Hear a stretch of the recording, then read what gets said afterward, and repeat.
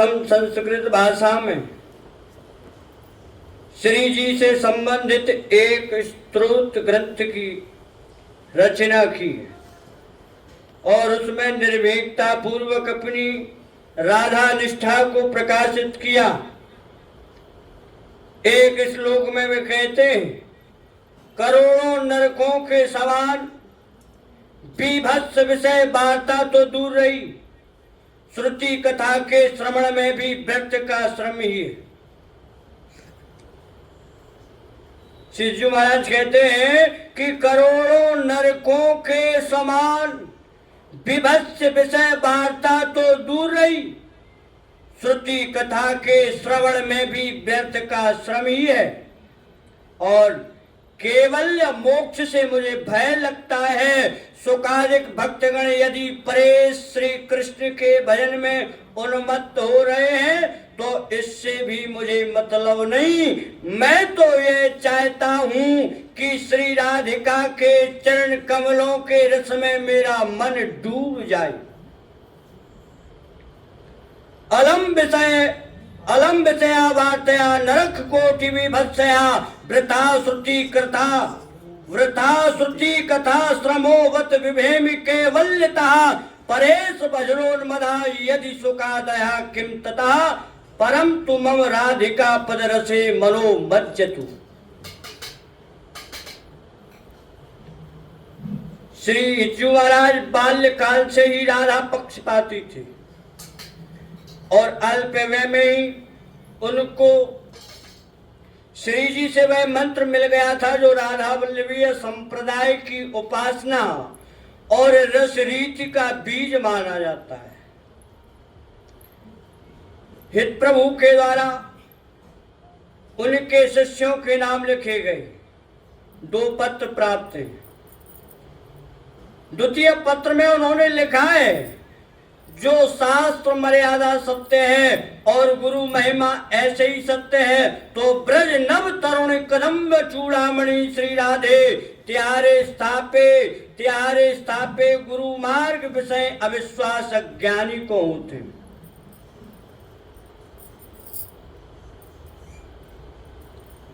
ब्रज नव तरुणी कदम्ब चूड़ामणि श्री राधे त्यारे स्थापे गुरु मार्ग विषय अविश्वास ज्ञानी को होते। इससे स्पष्ट प्रतीत होता है कि श्री राधा हित प्रभु की गुरु थी और उनके दिए हुए मंत्र के द्वारा ही इस संप्रदाय का प्रवर्तन हुआ था। श्री हरिलाल व्यास जी ने श्री राधा सुधा निधि जी की अपनी प्रसिद्ध रसकुल्या टीका के मंगलाचरण में कहा है, राधा ही जिनकी इष्ट है, राधा ही संप्रदाय प्रवर्तक आचार्य और मंत्रदाता सदगुरु है, राधा नाम ही जिनका सर्वस्व मंत्र है। उन राधा चरण प्रधान श्री हरिवंश जी की मैं वंदना करता हूं। राधे अवेष्टम संप्रदायिक कर्ता चार्यो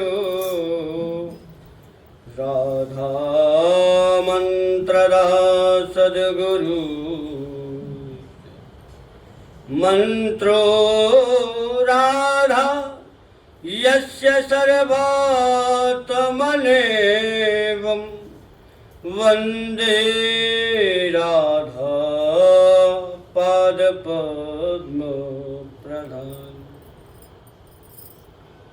देखा जाता है कि हर संप्रदाय अपने प्रवर्तक के नाम से प्रचलित है, जैसे शांकर, रामानुज, मध्व, निम्बार्क संप्रदाय। श्री जी के द्वारा प्रवर्तित होने के कारण ही संप्रदाय का नाम राधा वल्लभीय संप्रदाय है।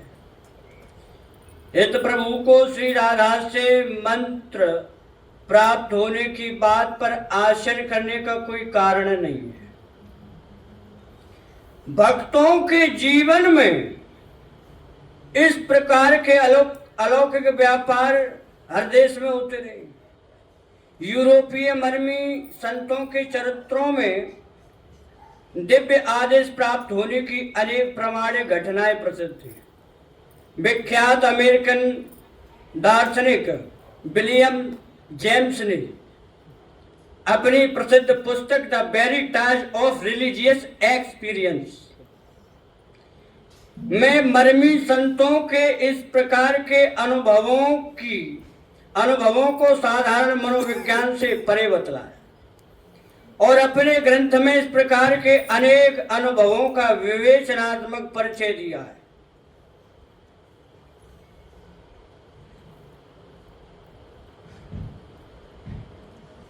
हित प्रभु ने अपने जीवन के आरंभ काल में अपने आसपास श्री राधा के जिस रूप को प्रचलित देखा उससे उनको मार्मिक व्यथा हुई। उनको श्री जी के जिस परात्पर रूप का प्रत्यक्ष अनुभव हुआ था उससे यह प्रचलित रूप सर्वथा भिन्न था। उन्होंने एक श्लोक में कहा है, ब्रह्मा शिवादिक ईश्वरगण गोपी भाव का एकांत आश्रय लेकर भी जिनके चरण कमल रज की एक कणिका को अपने मस्तक पर धारण करने का अधिकार प्राप्त नहीं कर पाती। ब्रह्मा शिवादिक ईश्वरगण गोपी भाव का एकांत आश्रय लेकर भी जिनके चरण कमल रज की एक कणिका को अपने मस्तक पर धारण करने का अधिकार प्राप्त नहीं कर पाते, वे प्रेम सुधा रस की निधि श्री जी भी काल गति से साधारण बन गई। हे बलवान देव, तुझको नमस्कार है। यद पादामुरोहे रेणु कणिका मूर्धना निधा तुम नहीं प्रापुर ब्रह्म शिवादयोपधिकृतिम गोपेक भावाश्रया सापि प्रेम सुधा रसामुधि निधि रस राधापि साधारिणी भूता काल गति क्रमेण बलिना हे देव तुभ्यम नमः। हम देख चुके हैं कि राधा सुधा निधि के विकास श्लोकों की रचना देवन में हुई थी। श्री हित हरिवंश जी संमत 1559 से संमत 1590 तक देवन में रहे थे। यह वह काल था जब गौड़ीय गोस्वामियों की भक्ति रस संबंधी रचनाएं अर्चित थीं और सूर सागर के पद निर्माणाधीन थे। पुष्टि मार्ग में श्री विठलनाथ गोस्वामी जी के गद्दी पर प्रतिष्ठित होने के बाद श्री जी का महत्व बढ़ा था। तो श्री वल्लभाचार्य जी ने सूरदास जी को श्रीमद् भागवत के 10वें स्कंद की अनुक्रमणिका सुनाकर श्री कृष्ण लीला का गान करने की आज्ञा दी थी। 10वें स्कंद में श्री जी का स्पष्ट उल्लेख कहीं नहीं है और न श्री वल्लभाचार्य जी की कोई श्री राधा संबंधी रचना उपलब्ध है। अतः अनुमान होता है कि सूर सागर के श्री राधा से संबंधित पदों की रचना श्री विठलनाथ जी के परारूढ़ होने के बाद हुई है।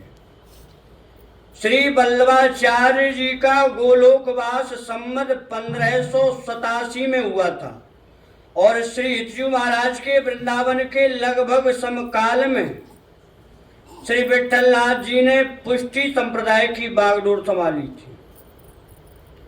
श्री हित हरिवंश जी के संपूर्ण जीवन का एकमात्र लक्ष्य था श्री राधा के असमूर्ध स्वरूप की प्रतिष्ठा करना। इसके लिए उनके द्वारा किए गए अनेक कार्यों में एक कार्य वृंदावन में सेवा कुंज की स्थापना करना भी था, जहां उन्होंने राधिका पीठ स्थापित की है। इस पीठ पर ही वह चित्र विराजमान है जिसमें श्री कृष्ण श्री राधा के चरणों का सम्माहन कर रहे हैं। संभवतः इस चित्र का दर्शन करके ही रसखान जी ने यह प्रसिद्ध सवैया कहा था।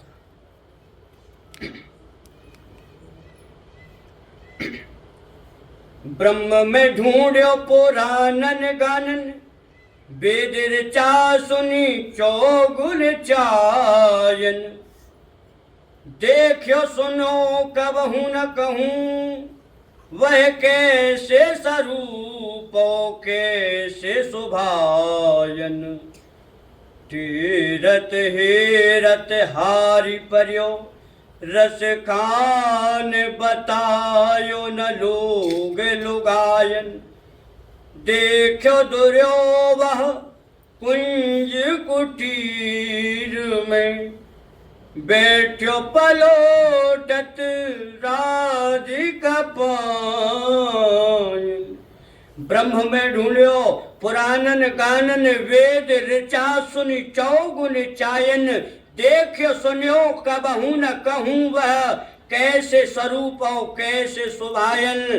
तेरत हेरत हारि पर्यो, रस खान बतायो न लोग लुगायन। देखियो दुर्यो वह कुंज कुटीर में, देखियो दुर्यो वह कुंज कुटीर में, बैठो पलोटत राधिका पायन।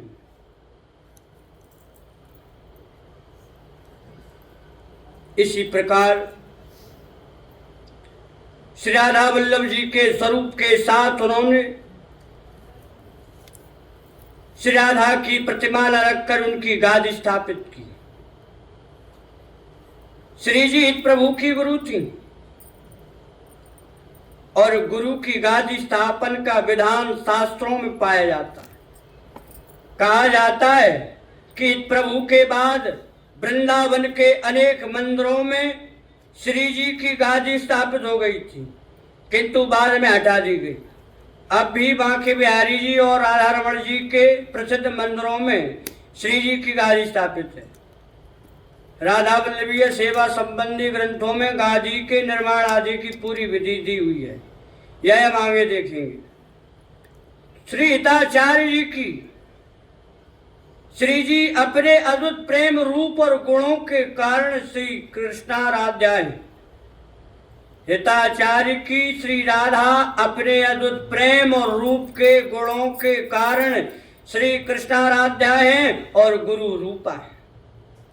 उनकी यह दो विशेषताएं उनको उनके अन्य स्वरूपों से भिन्न बनाती हैं।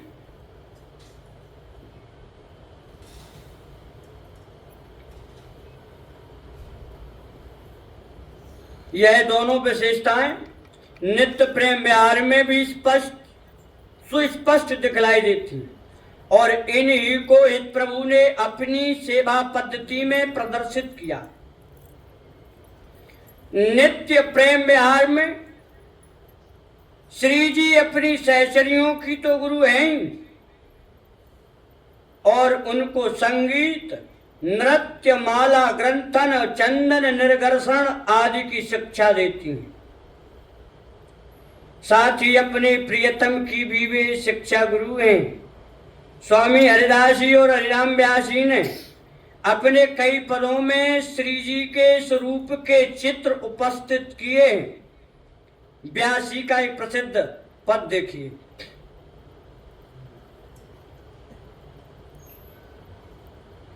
प्रिय को नाचन सिखबत प्यारी, प्रिय को नाचन सिखबत प्यारी। वृंदावन में रास रचो है, वृंदावन में रास रचो है। शरद चंद उजियारी, शरद चंद उजियारी। प्रिय को नाचन सिखबत प्यारी। ताल मृदंग उपंग बजावत, प्रफुल्लित हुए सखी सारी। बीन बीन बैनु धुनि नूपुर ठुमकत, बीन बैनु धुनि नूपुर ठुमकत। दशा विसारी, खग मृग दशा विसारी। पिय को नाचन सिखबत प्याजी, पिय को नाचन सिखबत प्यारी। मान गुमान लकुट लिए ठाड़े, मान गुमान लकुट लिए ठाड़ी। डरपत कुंज बिहारी, डरपत कुंज बिहारी। व्यास स्वामिनी की छवि निरखत, व्यास स्वामिनी की छवि निरखत। हंसी हंसी दे कर तारी, हंसी हंसी दे कर तारी।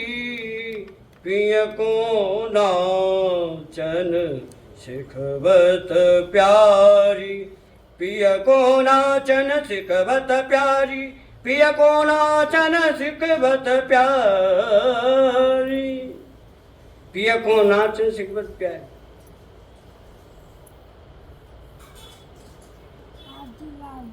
स्वामी हरिदास जी ने कहा है, स्वामी जी महाराज कह रहे हैं कि कुंज बिहारी नाचने में निपुण है और लाडली नचाने में कुशल है। कुंज बिहारी नाचने में निपुण है और लाडली जू नचाने में कुशल है। वे विकट ताल पकड़कर अपने प्रियतम के साथ ताता थे ताथे ताता थे बोलती हैं। तांडव लास्य एवं अनेक नृत्य भेदों की जो विभिन्न रुचि उनके चित्त में उठती है, उनको कौन गिन सकता है। मेरी स्वामिनी श्री श्यामा के आगे अन्य सब गुड़ी फीके पड़ जाते। मेरी स्वामी जू श्री श्यामा जू के आगे अन्य सब गुड़ी फीके पड़ गए हैं। स्वामी जी महाराज कह रहे, कुंज बिहारी नाचतनी के, लाडली नचावतनी के। ओ घर ताल धरे ची श्यामा, ताता थे बोलत संग पी के। कुंज बिहारी नाचतनी के, लाडली नचावतनी के। तांडव लास और अंग को गने, जय जय रुचि उपजत जी के।